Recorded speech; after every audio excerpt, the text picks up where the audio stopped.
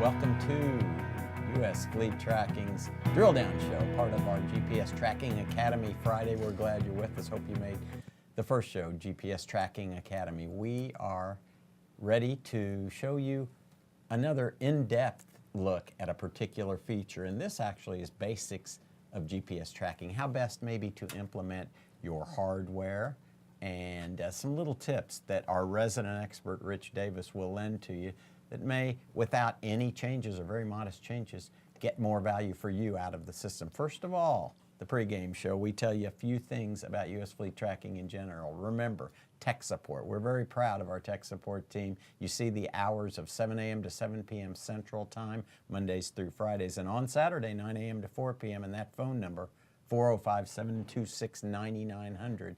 You get live representation 6 days a week. Remember, you can find out a lot about what's going on inside the company, what is coming, give your opinion of what you like, maybe what you'd like to see tweaked by liking us on Facebook, following us on Twitter. Very active U.S. Fleet Tracking is in social media. If you'd like to see some archived shows or some instructional videos, go to our site, youtube.com/US Fleet Tracking, for what we have in the way of a library of archived videos to watch in the comfort and on the time frame you desire. And of course, we've got all of this coming to you all the time by seeing our website, seeing the social media. You can see what's going on. We like interaction, and to that point, this show is very interactive, and you should be seeing chat easily enough accessible right now. If not, and you were on the first show, please refresh your browser and I'll bet you're up and running. You can chat in anything to us about what we're talking about or what else. Tomorrow's basketball game, whatever you choose. We're here for you to do the best we can. And Megan will carry on the conversation with Chad and get us those questions immediately. So without further ado, again today, GPS tracker management. It's about how best to get the most value out of your, we're talking more hardware today, and to that point, maybe it's about best placement for antenna or secrets for value add to installation, some extra features you may not know you're aware of. Rich?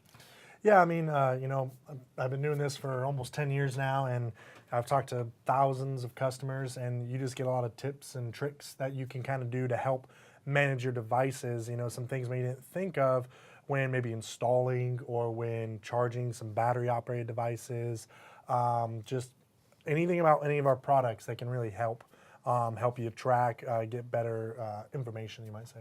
And to that point, we had a question about how better to know you're safe with battery life out in the field, and you were telling me there's an easy key there, and that leads to a big announcement we've recently made in that you can now purchase devices and accessories online, usfleettracking.com. But to that point, maybe you just have an extra battery or two out there, and you've also got the alerts as to battery power. Exactly. Yeah. Would you elaborate a little bit? So one of the things, you know, from our previous show, we have those power alerts. So if you set up a power alert for your battery operated devices, one big thing is when you have them out in the field, you want to make sure you're getting the most out of your tracking. You know, one of the worst things that can happen is it works great all the time, but that one time you need it is the one time that battery goes down, or you just forgot to recharge it and it goes down at that moment you needed it. Right. So one thing we always recommend is always recommend to get another battery if you can, because that power alert that will notify you, let's say when it gets down to 20% or less, then to go and get the battery and then maybe swap out another battery. Right. A lot of customers will just stay with the one battery. Well, you have to charge that, you know, kind of like a cell phone. Well, if you're charging it, you're not tracking. So one thing we always recommend where you can order another device or get another battery, and now you can just constantly go grab that battery to recharge and then take the other battery and put it in there. And you're never down. Yep. And again, you can get all our products now, virtually all our products online. Yep. You can just go on our website. I mean, once this went live, that was one of our top things. I mean, within the first 24, 48 hours, I think we already had about 10, 15 orders of just batteries and so forth and things that customers would want. Right. And it's another way where, again, in the privacy of your own home or when it's more convenient for you than in the throes of the business day, you can take a look, make sure, you can look at our entire lineup of trackers offered of devices and make sure if you've got the right device for you, for your business, and always call tech support during our open hours we talked about, or chat in, or support@usft.com is an email. But if you want to have a conversation about, do I have the right tracker? Our tech support is very comprehensive, and they will help you in any aspect where it has to do with our company. So this is an extra real feather in our cap that we're very proud of, now offering online purchasing of our devices, our accessories. So how about another example of GPS tracker management? What's so important, you're pretty much shut down if you are having trouble with antenna coverage. Yes, so a lot of your hard wires or even the battery operated, one of the most important things is when you're on the website and you click on the device to get the device data, you're going to see that GPS satellites like we mentioned. Right. GPS satellites is very similar, and I always recommend or compare it to the bars on a cell phone. When you start thinking of it, how good of coverage are you getting? How accurate? How well will it work? The way that always comes down to is placement. Whether it comes down to a hard wire with internal antennas, then that could be where the device is placed, or someone with external antennas of where that antenna is located. Now, a lot of hard wires, most recommended locations are going to be underneath the dash, near the steering column. And of course, you don't want any solid structure invading the view. So it's not all about the antenna. The placement's key, of course. Exactly. Metal it acts like a mirror when it comes to GPS.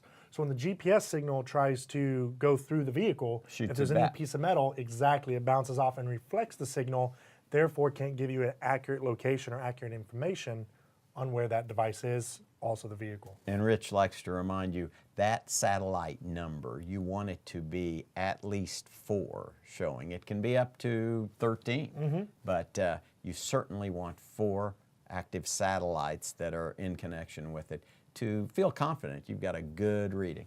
Now, the one big tip on that as well is you want to try to get an average about 7 or more. Okay. Because, see, as the Earth rotates, you know, where the satellites are in the Earth's atmosphere, it's going to change. Like, your satellites will vary. It might go like 5 satellites, maybe the next hour down to 4, the next hour back up to 8, just because of the rotation. So we always say you want to get an average of about 7 or more. I mean, the more the better, because you don't want maybe in that afternoon you lose 1 or 2 satellites. And if you're at 4, well, now you go down below the threshold, and now you won't get any That's signal. when you might start wondering. Yep, exactly. And the biggest thing is, if you ever have any questions about that, a reminder, always reach us. You can always give us a call, open up that chat, that live chat, and ask us, hey, am I picking up enough satellites? Is there any recommendation? We're always here to help with any of those questions. Yes, so GPS tracker management, this speaks to a lot of things. You've got the website pulled up.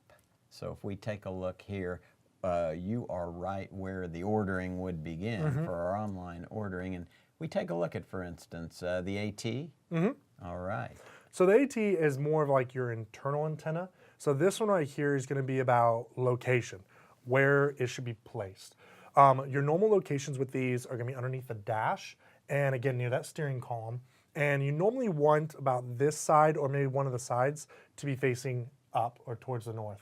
Right. Now, if you start picking up some low satellites, you might just need to move it maybe a couple inches, maybe max of like a foot or so. And that right there will help you pick up more satellites. Yes, like an automatic garage door, sometimes the slight tweak to get the infrared eye clear, it doesn't have to be a complete uninstall and change of strategy. Exactly. Yeah, and if you click on it, they'll see bigger what that device looks like. Many of you have that AT. Some different images right here. Now, the other thing is these are water resistant. So a lot of customers will put these like maybe out on trailers and so forth. Now, we normally recommend the AT Pro for more of your like your trailers, more of your equipment, you might say, because they're a little thicker and they can handle a lot more weather conditions. They're more rugged. Yep, yes, exactly. Yes. They also have a lot more wires as to be able to add those extra features if you want multiple. Such as horn honk and lock unlock doors. That's right. Yep. Okay, and if you want those things and you've got the right device, it's just a bit of extra wiring installed and you're in business. Again, your subscription fee doesn't move off of you're charged one subscription fee. That's correct. Lost my sentence ending capabilities there. So again, now you're seeing that if we were to, another popular device, you're much more invested being a sales associate in what we offer. The NT, So the NT80 what do you get the most inquiries in terms of installation? By the way, Jeremy's got an installation video on our the youtube.com/US Fleet Tracking, but again, please elaborate on the NT. Sorry to interrupt. So the NT80 is my personal favorite when it comes to hard wires, because what these little connectors are right here is for that external antenna. Okay. This is really nice because you're going to get a lot more like distance on where you want to move that antenna. You might install it underneath the dashboard near the steering column, but let's say you want that antenna underneath the dash more towards the passenger seat, or you're having a lot of interference.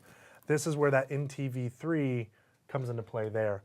The other function that can work is, let's say you have the NT80 underneath your dash and you don't mind your drivers knowing about it, because you can take that antenna and put it right there on the windshield where you get great coverage when it comes down to it.